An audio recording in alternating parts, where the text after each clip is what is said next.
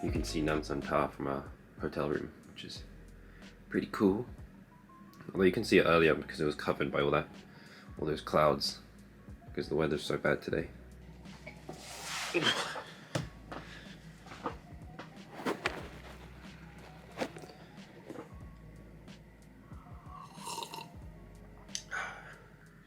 Right now I'm in my hotel room in Seoul because we're up in Seoul staying a few days before we fly to Australia, and so I can't make any foodie videos. So the other day I put out a call on Instagram and YouTube, here on YouTube, for people to ask me questions, so I'm going to be answering some of the questions. It's been a while since I've done one of these. I think it's been almost, maybe not quite a year, but the last time I did one was last year, and I've grown quite a lot since then, so I figure I'm going to have a lot more questions now. Alright, so one that comes up quite often is, where am I from? Or where was I born? I was born in London. I'm half British, half Korean, so technically I guess I'm from England because that's where my passport is. I don't have a Korean passport, but I did grow up sort of half between England and half between Korea. I went to middle school and high school in Korea, but it was international school. What got you into cooking? Kind of necessity, because during high school both parents were working, so we had to start cooking ourselves, and it's kind of how I started getting into it. And then slowly over time, as I moved around a bit, when I lived in Australia, when I lived in England, I started doing more and more cooking, and here I am now. What made you want to become a content creator? My main background is photography and videography. Well, mostly photography, so I've been doing all of this photo stuff, video stuff for a long time, and then cooking was always sort of like my second hobby, and so eventually I was like just really bored, wanted to make something, so I decided to record it as well, posted it on TikTok. That blew up. I just kept doing it, and I guess now this is what's happening now. I've grown a substantial amount in the past year, so thank you everyone. I'm really happy about that. When and how did your passion for fermenting food start? I think it just started because, well, one, I love kimchi. I could never find a kimchi that I liked, so I just had to start making it myself. And then I started realizing actually fermenting is pretty fun. It's pretty cool. It's sort of like, in my opinion, it's pretty laid back. It's pretty easy to do. And I started making videos on it, fermenting things, and they just seem to do the best. So that's kind of how I got into that. Did you have a job before starting TikTok/social media? I started my TikTok while I was in university. Before university, I did have a job working as a barista in Australia because I did a gap year over there. I was sometimes working my brother's studio as well as sort of like just an assistant, or just sort of opening the door, making sure people are okay.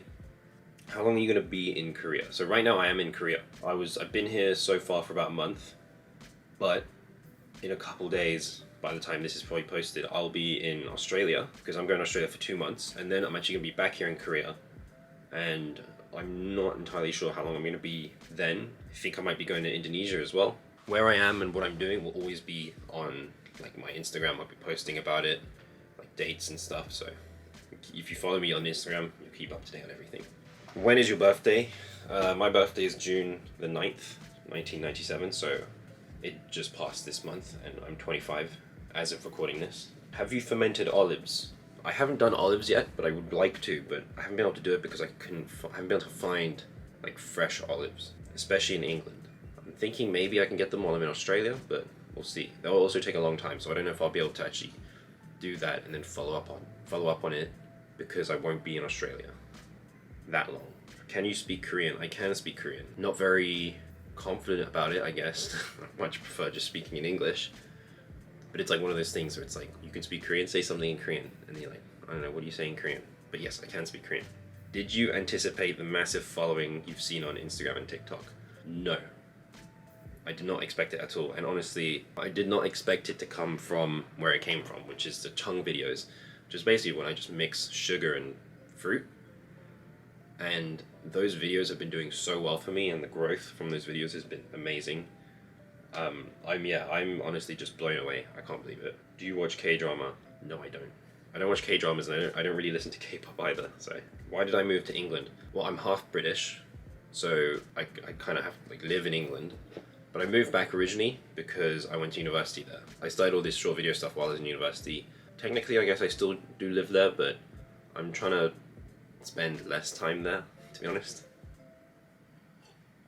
I want to travel a bit because it's been a while and I want to make content from around the world.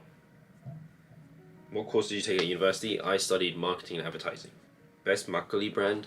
Best makgeolli brand? It's hard to say because there's so many good ones and I don't know the names of them, but recently I've tried one, but this is only in Korea, called Daedaepo, which is such a tasty makgeolli. It's like really sweet. They use honey to sweeten it, so it also tastes like honey, which is amazing. It's so cheap. It's like $6 a bowl. What's my comfort food? My comfort food is kalguksu, which is knife cut noodles. And I love kalguksu because you can just make so many different types of kalguksu. Pork kalguksu, chicken kalguksu, beef kalguksu, seafood kalguksu. Yeah, just make everything out of kalguksu. Do you live in London? Because I think I've seen you before. I do live in London. I live in southwest London. Yeah, if you see me, just say hi, because, I don't know, it is kind of nice to be recognized sometimes. So if you do see me around, say hi. Got some questions from YouTube as well. Which food did you used to hate but now love? For me, at the moment, I think the latest one is oysters, raw oysters, because I used to never like them, but actually I tried some good oysters, and I really like them now, especially when they're seasoned really well. Do you have any culinary background? No, I do not. Yeah, I just kind of like self-taught, but also just figure things out as I go, I guess. What is the longest thing you've fermented? The longest thing I've fermented, which is still going on, is my Korean soybean paste. I think at this point has been going on for 17 or 18 months. So, and that's still nowhere near done. When I left England, I kind of just packed it away and put it into the shed for long-term storage. So when we get back to England, that's going to be one of the first things I make a video on, is checking up on that. Noticed a couple of years back on your Instagram, before you started brewing fermenting, most of your posts consists of pretty professional looking photography. Thank you. Which degrees do you have and what do you do before brewing fermentation? I have a degree in marketing and advertising.